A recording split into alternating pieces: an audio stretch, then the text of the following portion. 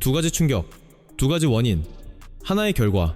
세계 한쪽에서 평균 수입 세율을 11%로 밀어올린 미국의 관세정책 1940년대 이후 최고 수준, 다른 한쪽에서 호르무즈 해협을 봉쇄한 군사분쟁 세계 에너지 공급의 20%를 차단하면서 각각만으로도 심각할 것입니다.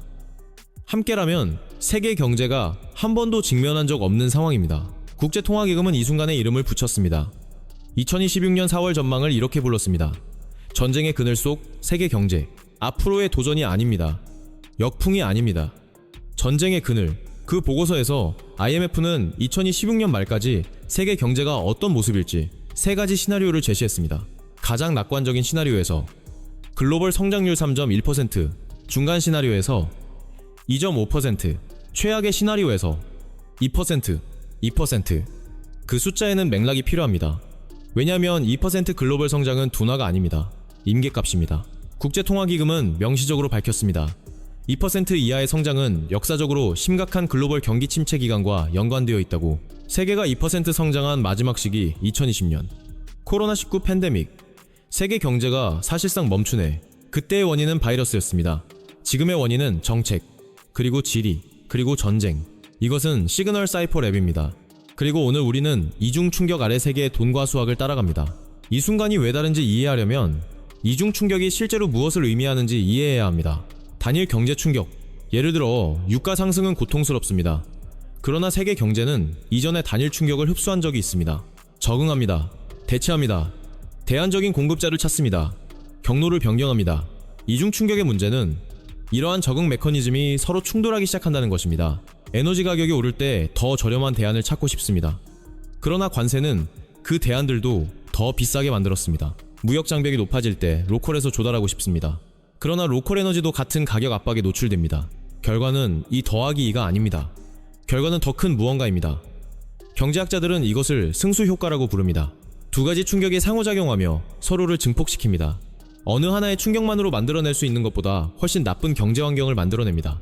그것이 IMF가 모델링하려는 세계입니다. 그리고 그들이 내놓는 숫자들은 경보 수준입니다. 첫 번째 충격부터 시작하겠습니다. 워싱턴에서 온 것부터. 예일 예산연구소 가장 존경받는 독립적인 경제연구기관 중 하나는 2026년 4월 분석을 발표했습니다. 그들의 발견. 미국 수입품에 대한 평균 유효 관세율이 약 11%에 달했습니다. 11%. 1940년대 이후 최고. 맥락을 위해 2차 세계대전 이후 시대 대부분 동안 평균 미국 관세율은 5% 미만이었습니다. 세계 무역 시스템 낮은 관세, 재화의 자유로운 이동, 비교 우위의 가정 위에 구축되는 그 세계를 위해 설계되었습니다. 관세가 2배가 될 때 공급망은 단순히 조정되지 않습니다. 분열됩니다. 부품, 재료, 중간재를 위해 글로벌 공급망에 의존하던 기업들은 갑자기 선택에 직면합니다. 비용을 소비자에게 전가합니다. 또는 비용을 직접 흡수합니다. 또는 시장에서 철수합니다. 실제로 대부분의 기업은 비용을 소비자에게 전가합니다. 그리고 그래서 관세는 인플레이션이 됩니다. 정부 수입이 아닙니다. 산업보호도 아닙니다. 인플레이션입니다. 계산대에서 일반 시민들이 지불하는 리치몬드 연방준비은행은 최근 분석에서 관세 비용이 주로 최종 소비자에게 전가된다는 것을 확인했습니다. 첫 번째 충격, 11% 관세. 결과, 소비자 물가 인플레이션, 공급망 분열, 투자 감소, 성장 둔화. 이제 두 번째 충격을 더합니다. 호르무즈 해협은 세계 석유와 액화천연가스의 20%를 운반합니다. 그 해협이 닫혔을 때 국제에너지기구는 이것을 기록된 역사상 최대 에너지 공급 충격이라고 불렀습니다. 기록된 역사에서, 최근 몇 년이 아닙니다. 수십 년이 아닙니다. 기록된 모든 역사에서 브렌트 원유 글로벌 유가 기준은 배럴당 100달러를 돌파했습니다. 그런 다음 120달러를 넘었습니다. 그런 다음 140달러를 향했습니다. 배럴당 140달러에서 에너지는 단순히 비싼 것이 아닙니다. 개발도상국의 많은 부분에서 감당할 수 없는 것이 됩니다. 유가가 이 정도 규모로 상승할 때 그 영향은 경제 전체를 관통합니다. 운송 비용이 오릅니다. 제조 비용이 오릅니다. 식품 가격이 오릅니다.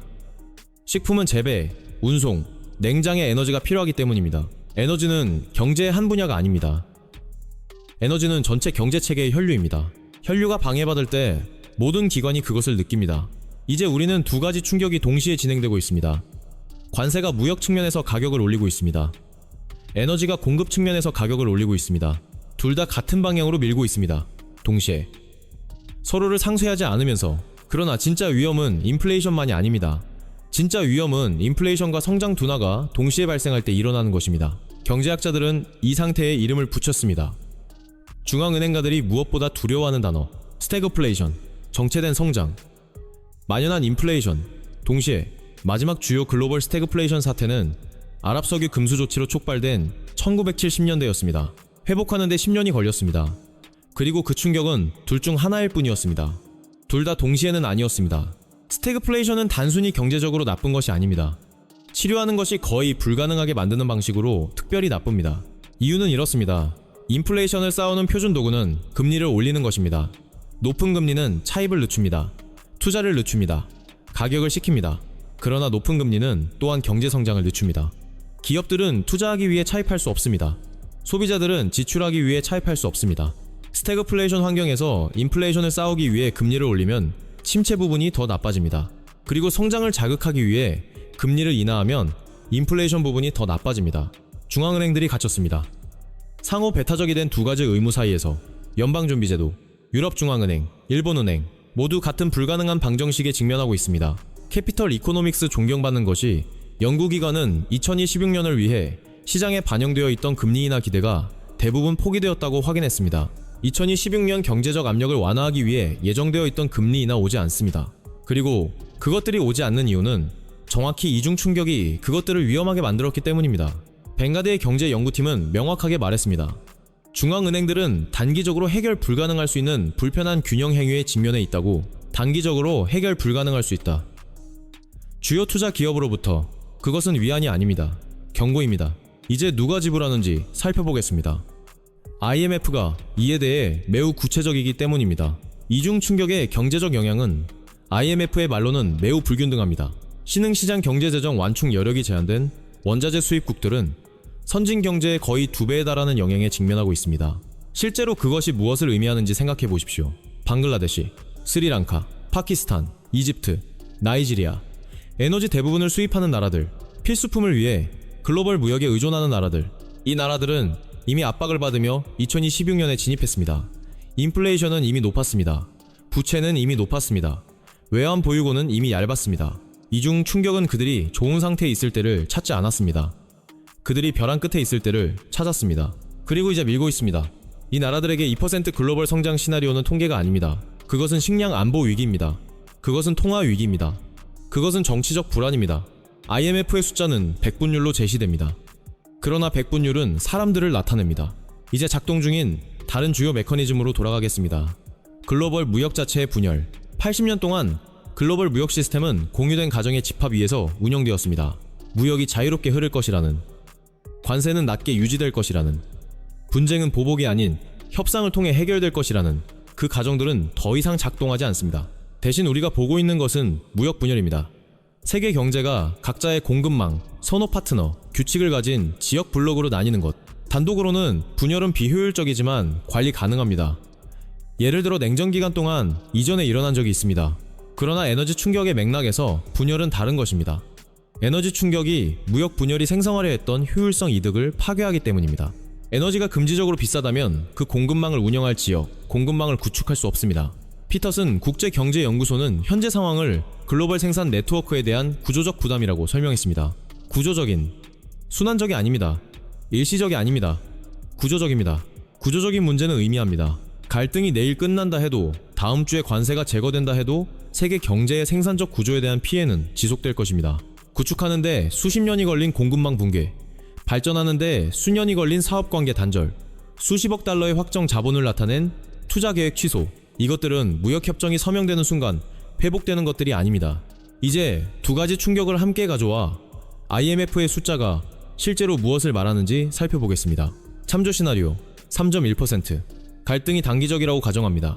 혼란이 연중에 사라집니다. 최선의 합리적 희망 시나리오, 불리한 시나리오 2.5%. 에너지 가격이 높게 유지된다고 가정합니다. 인플레이션 기대가 불안정해집니다. 금융 조건이 긴축됩니다. 심각한 시나리오 2%. 분쟁 지역의 에너지 인프라에 심각한 피해를 가정합니다. 다음 해까지 연장됩니다. 그리고 그 너머로 그 시나리오에서 인플레이션 전 세계적으로 6% 이상, 대부분의 중앙은행이 설정한 2% 목표 대비 6% 인플레이션, 2% 성장. 그것이 글로벌 규모의 스태그플레이션 산술입니다. 2% 성장 수치에서 잠시 멈춰봅시다. 왜냐하면 여기서 IMF의 언어는 이례적으로 냉정하기 때문입니다. IMF는 명시적으로 밝혔습니다. 2% 이하의 성장은 역사적으로 심각한 글로벌 경기 침체 기간과 연관되어 있다고. 그들은 경기 침체라고 말하지 않았습니다. 대공황이라고 말하지 않았습니다. 연관되어 있다고 말했습니다. 매우 경보적인 결론에 대한 신중한 기관 언어. 역사적 기록은 명확합니다. 2% 미만의 글로벌 성장은 비범한 상황에서만 발생했습니다. 대공황, 2008년 금융위기, 코로나, 그 각각의 순간들은 세대적인 경제적 피해를 일으켰습니다. 수년간 지속된 실업, 결코 회복되지 않은 산업들, 재건하는 데 수십 년이 필요한 나라들, IMF는 말하고 있습니다. 이 충격의 조합이 세계 경제를 그 순간들의 인근에 위치시킨다고. 2%에 도달할 것이 확실하지는 않습니다. 불가피하지 않습니다. 그러나 범위 안에 있습니다. 그리고 3.1%에서 2%로의 경로는 보이는 것보다 짧습니다. 왜냐하면 두 가지 충격 모두 진행 중이기 때문입니다. 어느 것도 해결되지 않았습니다. 어느 것도 해결에 가깝지 않습니다. 관세 상황은 법적 유동성 안에 있습니다. 호르무즈 상황은 외교적 교착 상태에 있습니다. 유동성과 교착 상태. 2016년 경제 환경을 가장 잘 설명하는 두 단어. 그리고 유동성과 교착 상태의 세계에서 모든 것에 대한 위험 프리미엄이 상승합니다. 기업들이 투자를 연기합니다. 미래가 너무 불확실해서 자본을 투입하기 어렵기 때문입니다. 투자자들이 더 안전한 자산으로 이동합니다. 자본이 신흥시장에서 미국 국채, 금, 안전 자산으로 흐릅니다. 신흥시장에서의 자본 유출은 사소한 금융주석이 아닙니다. 그것은 위기 가속 요인입니다. 자본이 신흥시장을 떠날 때 통화가 약해집니다. 통화가 약해질 때 수입품이 더 비싸집니다. 수입품이 더 비싸질 때 인플레이션이 더 오릅니다. 이것이 나선입니다. 그리고 스스로를 먹여 살립니다. 2026년을 10% 인플레이션으로 시작한 나라는 이제 15%에 직면합니다. 또는 20%. 20% 인플레이션에서 식품은 가난한 사람들에게 감당할 수 없게 됩니다. 통화는 무가치해집니다. 정부는 민중봉기에 직면합니다. 우리는 이 영화를 전해봤습니다. 아르헨티나, 짐바브웨, 베네수엘라, 바이마르 독일. 2026년의 이중 충격이 자동적으로 그곳으로 이어지지는 않습니다. 그러나 그것이 가능해지는 조건을 만들어냅니다. 그리고 가장 위험에 처한 나라들은 결정을 내리고 있는 나라들이 아닙니다. 워싱턴이 관세 정책을 결정했습니다. 테헤란이 호르무즈 봉쇄를 결정했습니다. 모스크바가 이 갈등을 가능하게 하는 무기 공급을 결정했습니다. 방글라데시는 그 결정들 중 어느 것에도 발언권이 없었습니다. 스리랑카는 발언권이 없었습니다. 나이지리아는 발언권이 없었습니다. 파키스탄은 발언권이 없었습니다. 그리고 IMF에 따르면 그들은 그 선택을 한 나라들의 거의 2배의 경제적 피해를 흡수할 것입니다. 이것은 기술적인 관찰이 아닙니다. 세계 경제 질서가 고통을 어떻게 분배하는지에 대한 도덕적 진술입니다. 이제 한 걸음 물러나 더 어려운 질문을 해봅시다. 이것에서 벗어나는 방법이 있습니까? 관세 측면에서 법적 환경이 변화하고 있습니다. 대법원은 이미 일부 아이파 기반 관세를 무효화했습니다. 현행 섹션 122에 따른 보편적 10% 관세 2026년 7월에 만료됩니다.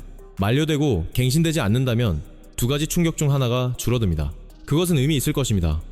그 자체만으로는 충분하지 않습니다. 그러나 의미 있습니다. 호르무즈 측면에서 그림은 더 어둡습니다.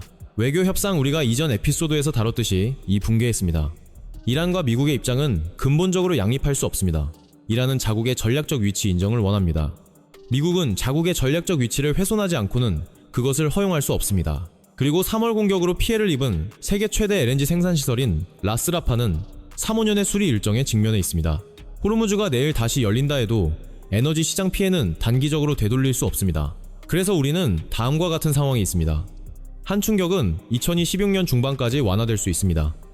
다른 충격은 2027년 이후까지 지속될 수 있습니다.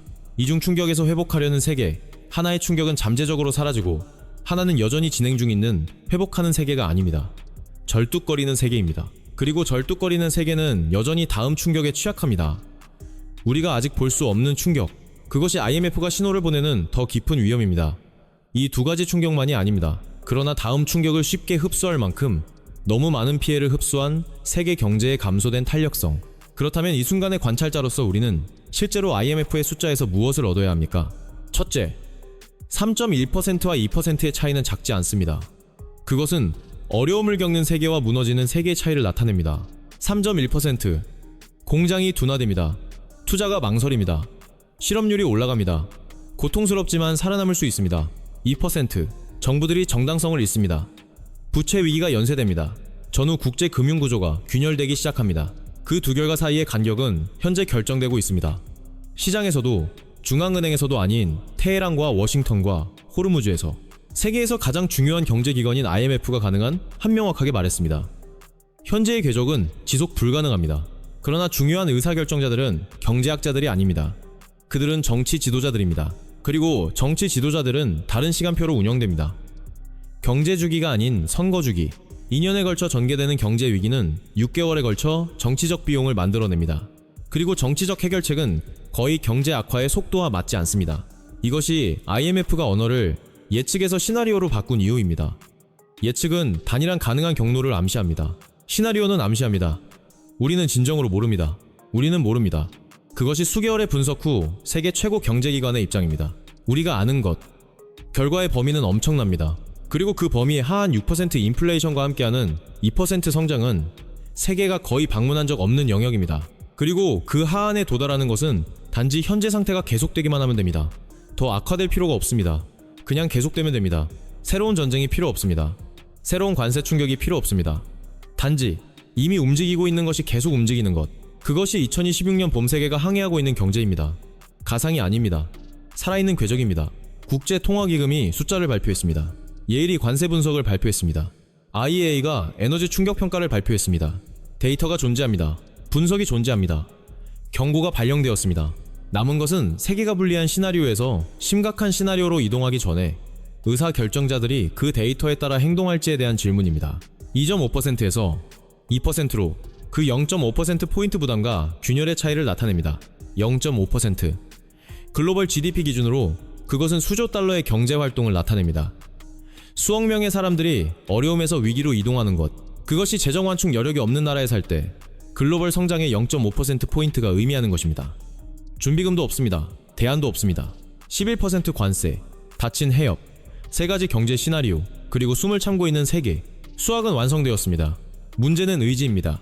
우리는 지켜볼 것입니다. 시그널 사이퍼랩, 스태그플레이션이 실제로 가정에 어떤 영향을 미치는지 정확히 살펴보겠습니다. 숫자가 인간적 현실을 가릴 수 있기 때문입니다. 한국의 가정을 상상해 보십시오. 또는 독일, 또는 브라질. 주택담보대출이 있는 가정, 자동차 대출, 월별 공과금 청구서. 일반적인 해에는 그들의 소득이 대량 물가와 함께 성장합니다. 관리 가능합니다. 예측 가능합니다. 스태그플레이션의 해에는 에너지 청구서가 호르무즈 때문에 30% 급등합니다. 식료품비가 에너지 정가 비용 때문에 20% 급등합니다. 중앙은행이 금리 인상으로 인플레이션과 싸우려 하기 때문에 주택담보대출 상환액이 오릅니다. 그리고 그들의 급여는, 그들의 고용주는 같은 비용 증가에 직면하여 임금을 올릴 여유가 없습니다. 이것이 가정 수준에서의 스태그플레이션 함정입니다. 모든 것이 더 비쌉니다. 소득은 그대로입니다. 또는 줄어듭니다. 이것을 신흥시장의 2억 가정에 곱해보면 IMF가 2% 성장이 의미하는 것을 설명할 때 왜 심각한이라는 단어를 쓰는지 이해할 수 있습니다. 이제 주류 금융보도에서 거의 논의되지 않는 것을 살펴보겠습니다. 달러 강세와 이중 충격의 상호작용. 글로벌 불확실성의 시기에 투자자들은 안전을 향해 이동합니다. 그리고 안전은 금융시장에서 미국 달러 자산을 의미합니다. 달러가 강세를 보일 때 대부분의 사람들이 즉각적으로 연결하지 못하는 두 가지 일이 일어납니다. 첫째, 달러로 표시된 유가가 다른 통화를 사용하는 나라들에게 훨씬 더 비싸집니다. 약해진 통화로 구매한 배럴당 120달러의 석유는 현지 기준으로 훨씬 더 비쌉니다. 둘째, 달러 표시 부채. 많은 신흥시장이 대량으로 보유하고 있는 상환하기가 더 어려워집니다. 부채는 달러 기준으로 동일하게 유지됩니다. 그러나 그것을 갚는 데 필요한 현지 통화는 약해졌습니다. 이것이 3중 압박입니다. 높은 에너지 비용, 높은 소비자 물가, 높은 부채 상환 비용. 모두 동시에 모두 같은 이중 충격에 의해 야기되거나 증폭됩니다. IMF는 2026년 4월 보고서에서 이것을 구체적으로 강조했습니다. 긴축된 금융 조건과 달러, 강세 전망이 현재 충격에 뚜렷한 세 번째 전달 채널을 나타낸다고 언급했습니다. 세 가지 채널, 에너지 가격, 무역 분열, 금융 조건. 세 가지 모두 같은 방향으로 흐르고 있습니다. 세 가지 모두 성장을 억제합니다. 세 가지 모두 물가를 올립니다. 동시에 IMF가 특별한 주의를 기울일 가치가 있다고 언급한 또 다른 것이 있습니다. 경제학자들이 탈고정화라고 부르는 것의 위험. 인플레이션 기대는 사람들, 근로자, 기업, 소비자, 이 가격이 정상으로 돌아올 것이라고 믿을 때 고정됩니다. 중앙은행이 그 역할을 할 것이라고, 인플레이션이 일시적이라고 기대가 고정되어 있을 때 근로자들은 선제적으로 더 높은 임금을 요구하지 않습니다. 기업들은 선제적으로 가격을 올리지 않습니다. 피드백 루프가 시작되지 않습니다. 기대가 탈고정화될 때 피드백 루프가 시작됩니다. 근로자들은 가격이 계속 오를 것을 기대하기 때문에 더 높은 임금을 요구합니다. 기업들은 임금 비용이 계속 오를 것을 기대하기 때문에 가격을 올립니다. 인플레이션이 스스로를 먹여 살립니다. 이것이 경제학자들이 임금, 물가 나선이라고 부르는 것입니다. 그것을 끊기 위해 금리를 20%로 올렸던 1980년대 폴 볼커를 밤새 잠 못 이루게 했던 시나리오입니다. 1980년대의 20% 금리는 미국에서 심각한 경기 침체를 일으켰습니다. 그러나 그것은 나선을 끊었습니다. 오늘날 이미 2% 성장 위험에 처한 세계에서 그 선택지는 존재하지 않습니다. 경제가 이미 어려움을 겪고 있을 때 금리를 20%로 올릴 수 없습니다. 기대가 2026년에 탈고정화된다면 IMF는 그 시나리오에 대한 좋은 전략이 없습니다. 그리고 다른 누구도 마찬가지입니다. 이것이 전쟁의 그늘 속 세계 경제라는 제목이 수사가 아닌 이유입니다. 경제관리의 표준 도구가 더 이상 신뢰할 수 있게 작동하지 않는 세계에 대한 정확한 설명입니다. 마무리하기 전에 이것에서 벗어나는 길이 실제로 어떤 모습일지 물어볼 가치가 있습니다. 산술은 명확합니다. 세계가 심각한 시나리오를 피하려면 두 가지 충격 중 적어도 하나가 2026년 말 이전에 실질적으로 줄어들어야 합니다. 무역 측면에서 좁은 창이 있습니다. 섹션 120이 관세는 7월에 만료됩니다. 주요 경제국들 간의 협상은 복잡하지만 불가능하지 않습니다. 에너지 측면에서 창은 더 좁습니다. 호르무즈는 경제적 논리만으로는 다시 열릴 수 없습니다.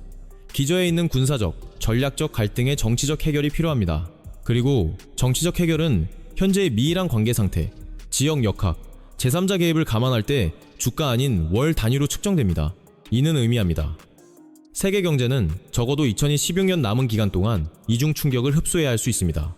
그렇다면 질문은 충격을 피할 수 있는가가 아니라 온전히 살아남을 만큼 충분한 탄력성을 구축할 수 있는가가 됩니다. 그리고 그 질문에 대한 답은 전적으로 지금 이루어지고 있는 또는 이루어지지 않는 정책 선택에 달려 있습니다. 이중 충격의 직접적인 결과로 시장에 이미 무슨 일이 일어났는지 살펴보겠습니다.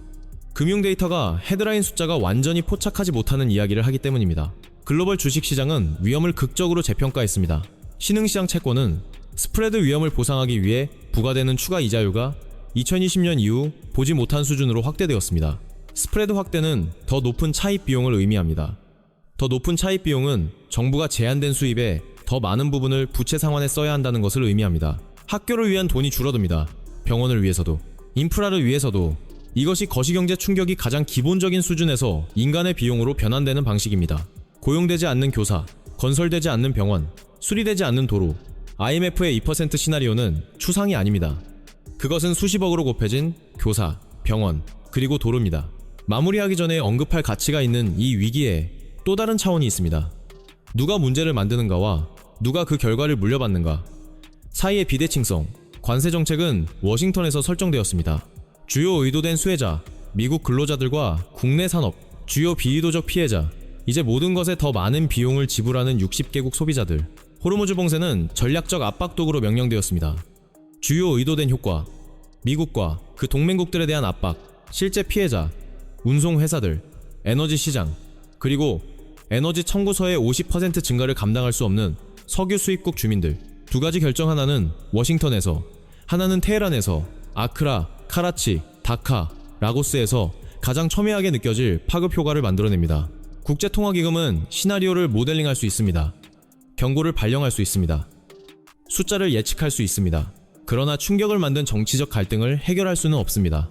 그것이 이 위기의 핵심에 있는 근본적인 간격입니다. 경제학을 이해하는 기관들은 지정학을 해결할 수 없습니다. 그리고 지정학을 통제하는 행위자들은 주로 경제적 논리에 의해 동기부여되지 않습니다. 테헤란은 경제적 계산으로 호르무즈를 봉쇄하는 것이 아닙니다.